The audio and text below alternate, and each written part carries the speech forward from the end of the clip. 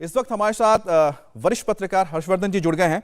हर्षवर्धन जी, बिगुल बज चुका है, 3 राज्यों के लिए आज तारीख आ जाएंगे, लेकिन जैसा मैं बता रहा था कि नॉर्थ ईस्ट में बीजेपी लगातार अपनी पकड़ मजबूत कर रहा है, लेकिन त्रिपुरा एक ऐसी कह सकते हैं कि ऐसा राज्य है जहां पर बीजेपी के लिए राह उतनी मुश्किल रहने वाली है जितनी शायद 2018 में थी, क्योंकि एक बार फिर से वहां पर कहीं ना कहीं दिख रहा है कि चाहे टीएमसी हो या फिर जो आप कांग्रेस और साथ ही साथ यहां पर कांग्रेस और कम्युनिस्ट पार्टी का गठबंधन बन गया है, यह बीजेपी के लिए दिक्कत पैदा कर सकती है।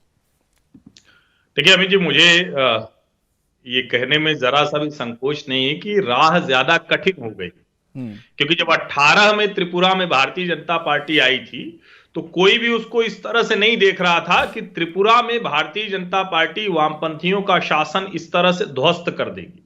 लेकिन आज वो सत्ता में है, 5 साल की सत्ता हो गई है।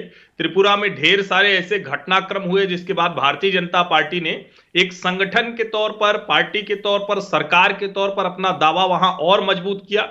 चूना लगाने वाली कंपनी के आईपीओ में निवेश करके पैसे के नुकसान से आप डर रहे हैं? बेस्ट आईपीओ निवेश करना चाहते हैं? फ्रीडम ऐप को डाउनलोड करें, आईपीओ निवेश में एक्सपर्ट बने।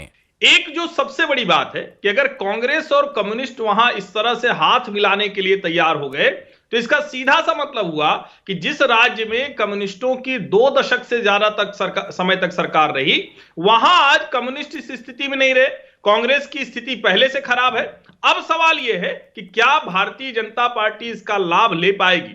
और भारतीय जनता पार्टी को शायद लगा होगा कि बिप्लब देब मुख्यमंत्री के तौर पर उनको हटाने की आवश्यकता है, एक नए चेहरे को देने की आवश्यकता है, इसीलिए मुख्यमंत्री बदला गया।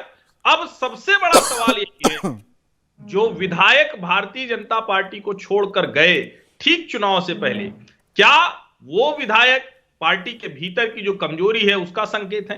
क्या उन कमजोरियों पर अमित शाह ने, जो उनका दौरा हुआ, जो संगठन के लोग गए, उन्होंने उस कमजोरियों पर काबू पा लिया है? ये सबसे बड़े सवाल है। और निश्चित तौर पर त्रिपुरा भारतीय जनता पार्टी के लिए सबसे महत्वपूर्ण है।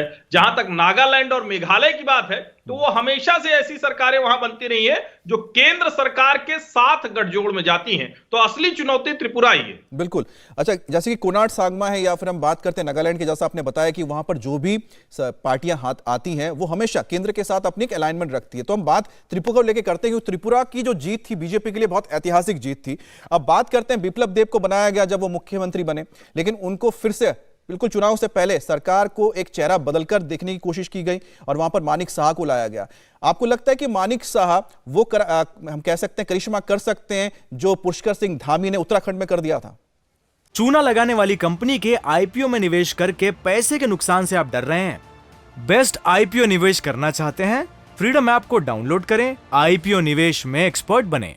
देखिए, त्रिपुरा के लिहाज से अगर देखें तो त्रिपुरा में भारतीय जनता पार्टी और संघ का काम बहुत लंबे समय से चल रहा था। बिप्लब देब एक ऐसे नेता के तौर पर वहां आए जिनको केंद्र ने भेजा, नए चेहरे थे, वहां जाकर एक तरह से कहें कि दिल्ली से उनको भेजा गया था। जो लोग त्रिपुरा में लंबे समय से राजनीति कर रहे थे भारतीय जनता पार्टी में, उनको यह लगा कि देखिए हमारे ऊपर किसी और को बिठा दिया गया। बिप्लब देब ने कोई बहुत खराब काम किया हो ऐसा बिल्कुल नहीं दिखता। बिप्लब देब ने वहां बीच में एक दंगे की स्थिति बन गई थी, बांग्लादेश की घटना पर त्रिपुरा में रैली निकली, उसमें दंगे की स्थिति बनी। जिस तरह से हिंदू मुसलमान एक नैरेटिव खड़ा करने की कोशिश की गई, उन सबको बिप्लब देब ने ठीक से संभाला। लेकिन मुश्किल ये कि उसकी आड़ लेकर भारतीय जनता पार्टी के वो नेता जो लंबे समय से कम्युनिस्ट शासन से लड़ रहे थे, और ये सच है कि तब बिप्लब देब वहां नहीं थे। अच्छा, हमारे साथ बार-बार एक तरह से कहें कि प्रतिरोध किया। मैं आपको जरा रोकना चाह रहा हूं, हम इस बात को आगे बढ़ाते हैं, चर्चा करेंगे। हमारे साथ इस वक्त हर वक्त हर जगह डाउनलोड करने के लिए सर्च करें India TV news Google play store या ऐप स्टोर पर।